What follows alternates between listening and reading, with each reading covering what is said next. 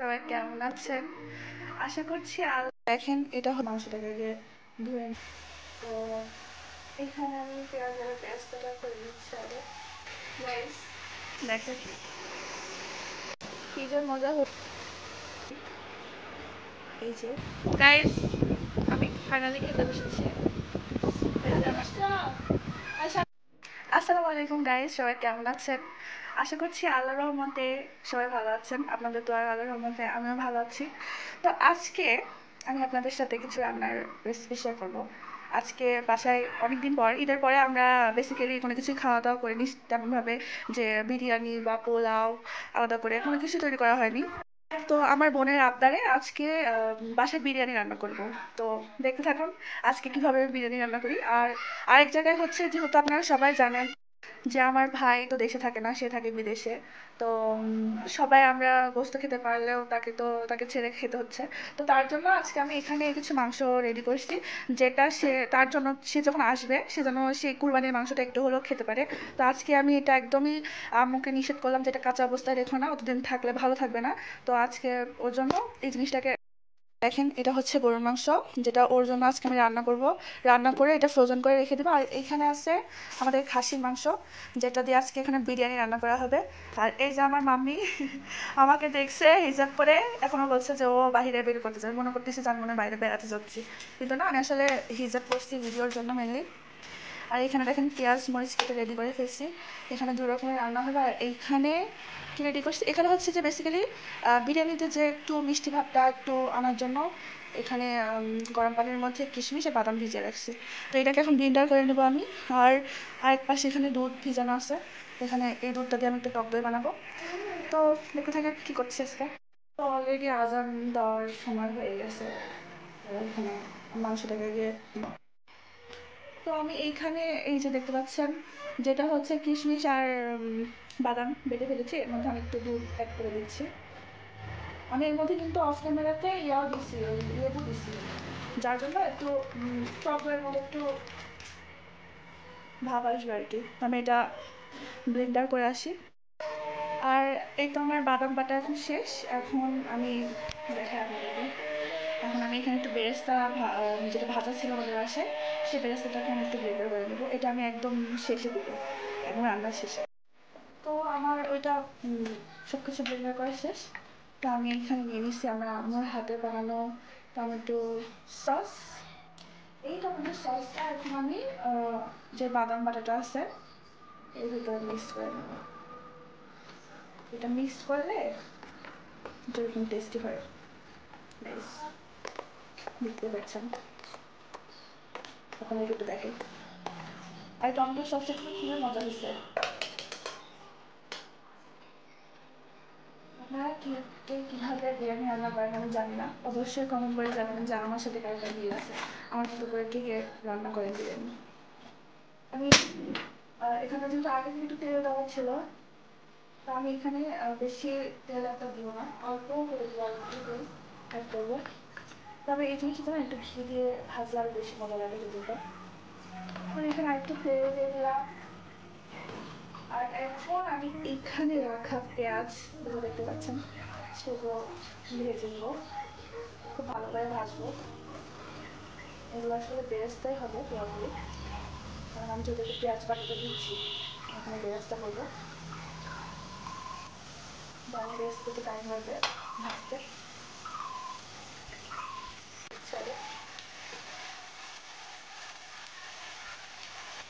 বেরেস্তাটাই হচ্ছে আসল এই রান্নাতে, বেরেস্তাটার জন্য আরও বেশি মজা লাগবে যেগুলো দেখতে পাচ্ছি। আর এইখানে এখন এইটাকে আমি মেনলি বেসিক্যালি আজকে আমি আমার মেন ডিশটা রান্না করবো।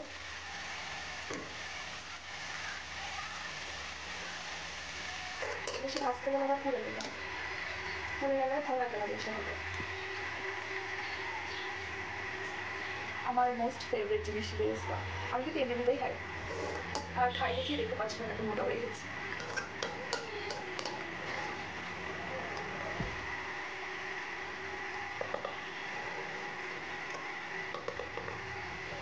তো আমি এইটাকে আমার ভাইয়ের জন্য যে রান্নাটা করবো তখন করবো। আর এইটাকে এখন আমি দিয়ে দেবো।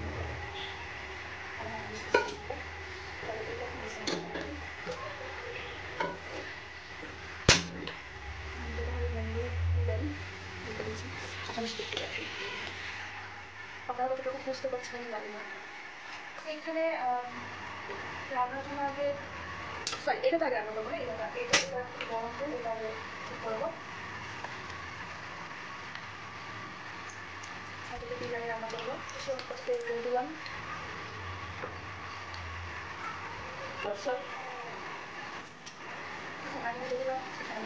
আমাদের এত দরকার নেই, কারণ আমার আম্মুর স্পেশাল মশলা।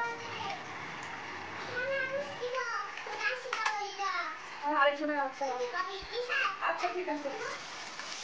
আমি এখানে একটু কাঁচা পেঁয়াজ দিচ্ছি, পেঁয়াজ বেরেস্তা করছি, কাঁচা পেঁয়াজ দিয়ে দেবো। আর এটা হচ্ছে অল্প মশলা দিয়ে রান্না করবো, যেহেতু এটা সংরক্ষণ করা লাগবে, সেটা অল্প মশলা দিয়ে রান্না করতে হবে। আর অবশ্যই এই মশলাটা ভালো করে ভেজে দিতে হবে, খুবই ভালো করে। আপনাদের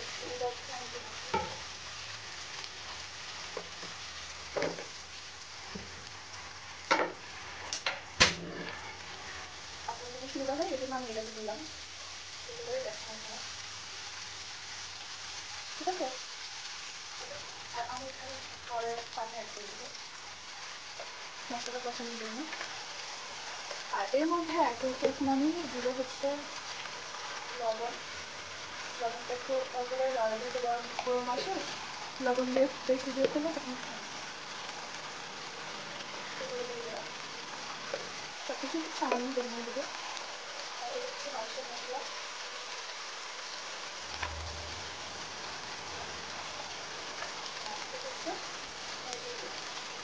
যেহেতু আমার ভাই একটু ঝাল ঝাল খেতে পছন্দ করে, ওর একটু ঝাল দিলাম বেশি। ভালো করে মশলাটাকে দেখছেন কি সুন্দর কালার আসছে, মশলা বলতে বলবেন না। আর এখানে আমি অল্প পরিমাণে আমার বাসায় বানানো মশলা দিয়ে দেবো,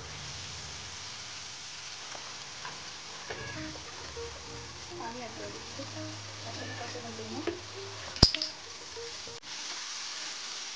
আমি কাঁচামরিচ অ্যাড করবো না, যেহেতু এটা সংরক্ষণের জন্য কাঁচামরিচ আমি দিলাম না, কাঁচা পেঁয়াজটা আমি দিচ্ছি। তো এটা মশলা কষাচ্ছি ভালো করে। ওই যে আমার আঙুল টমেটো সসটা একটু দেবো, আমি যে কোনো মাংসে টমেটো সস খুব পছন্দ করি, আমার ভালো লাগে। টমেটো সসটা ইউজ করলে তরকারির যে একটা গ্রেভি আছে, গ্রেভিটা যে এত টেস্টি হয়, খুবই ভালো লাগে। এখন ধুয়ে রাখা মাংসগুলো দিয়ে দিচ্ছি, যেহেতু আমি শেখতে পারি ভালো করে মাংসটা।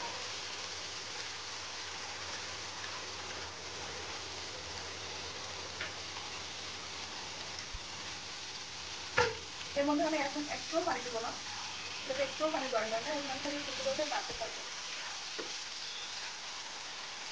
আর এটা যখন আমি ঢেকে এক সাইডে আস্তে একদম ধিমি জালে এটা রান্না করবো, একদম একদম আস্তে জালে।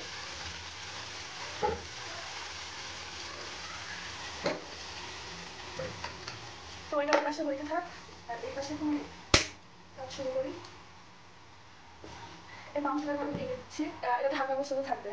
আর এইখানে এখন আমি কিছু জিনিস দেবো, আপনাদেরকে দেখাচ্ছি। আর এই যে খাসি মাংসটা, তো এর মধ্যে বৃষ্টি শুরু হয়ে গেছে, আমি ছাদের উপরে যেন একদম হাঁপিয়ে গেছি। আদা রসুন বাটা দিয়ে দিলাম,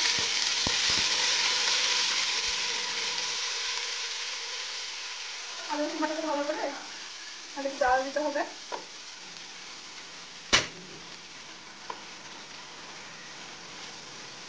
জানি না আপনারা এটা দেখতে পাচ্ছেন কিনা, পাকাইছিলাম। এখানে আছে হচ্ছে বাদাম বাটা, তারপর হচ্ছে সরি কিশমিশ আর টমেটো সস, আমি পুরোটা দিয়ে দিচ্ছি।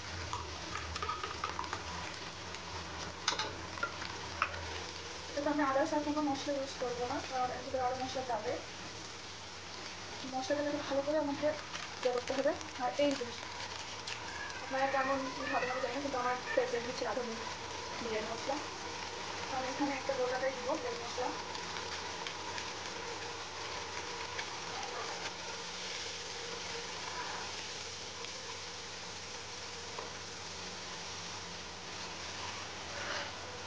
এটাও একই ক্রমে এটাতে একটু আমি এখন করে পানি দিয়ে কষে দিলাম। আর যেহেতু বাদাম বাটা দিচ্ছি সেটা একটু সাবধানে কাজ করতে হবে। হ্যাঁ, এখন খাসি মাংসটা একটু ফ্রাই হচ্ছে। আমার বোন চলে এসেছে, আমাকে মাংসটা একটু রেডি করতে সেটাও দিয়ে দিচ্ছি।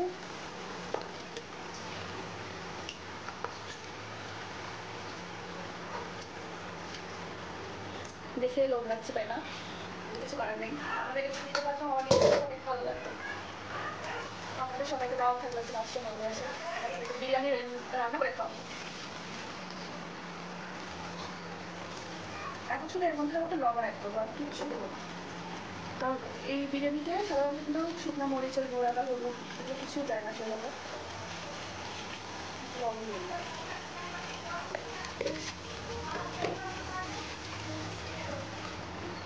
এই লবণটা দিয়ে জিনিসটাকে ভালো করে ঢেকে সুন্দর করে সিদ্ধ করে দেবো।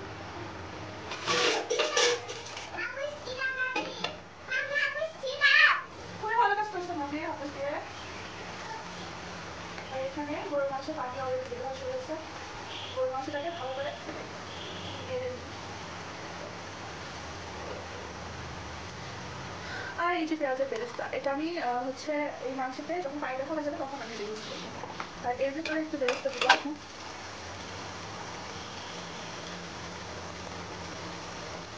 কারণ বেরেস্তা যদি একটা ফ্লেভার আসে গাইস, এটা বলার মতো না, মানে এতই টেস্টি হয়। এটাকে এখন আমি খাওয়ার জন্য রেখে দিচ্ছি। এখন আমি চালটা ধুয়ে তারপর আপনাদের কাছে আবার অ্যাড করছি।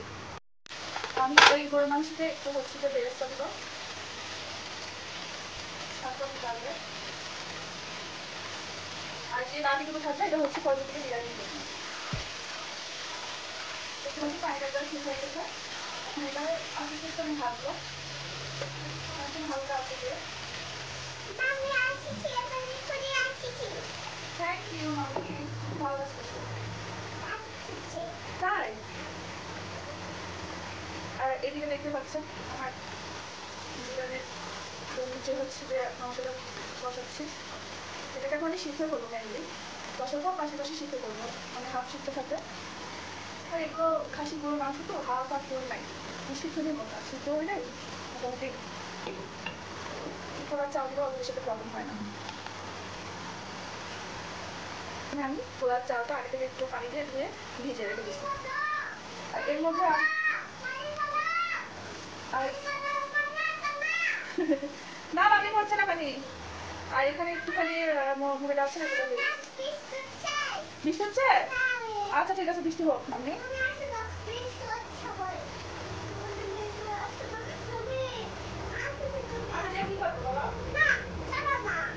চলো না,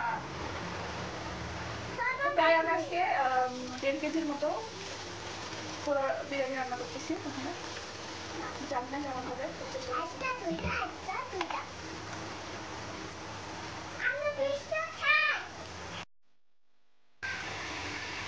তো গাইস আমার রান্না প্রায় মাংসটা কখনোর একদম সিদ্ধ শেষের দিকে। তো এখন আমি এর ভিতরে হচ্ছে যে একটু পরে পানিটা একটু কমে গেলে আমি পোলার চালটা ধুয়ে রাখছি, ওই পোলার চালটা দিয়ে দেবো। আর এখানে এই যে মাংস দেখতে পাচ্ছি যে মজা হয়েছে।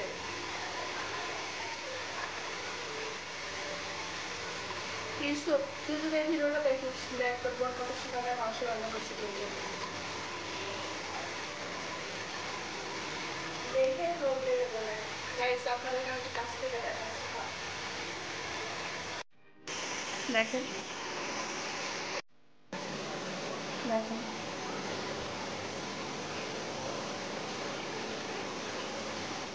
কি যে মজা হয়েছে বলার বাইরে।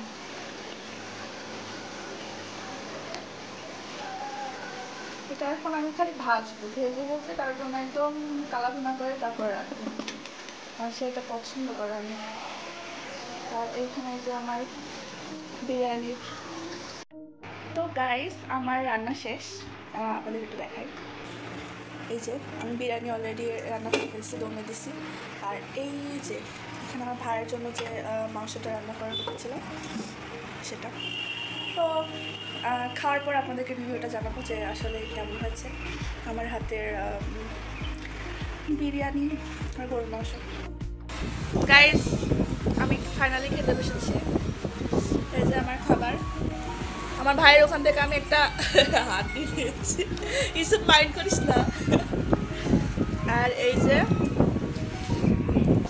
আমি এখানে খেতে বসেছি, দেখতে পাচ্ছেন গাইস কি মজা হয়েছে। আর একদম কি সুন্দর ঝরঝরা হয়েছে, দেখছেন?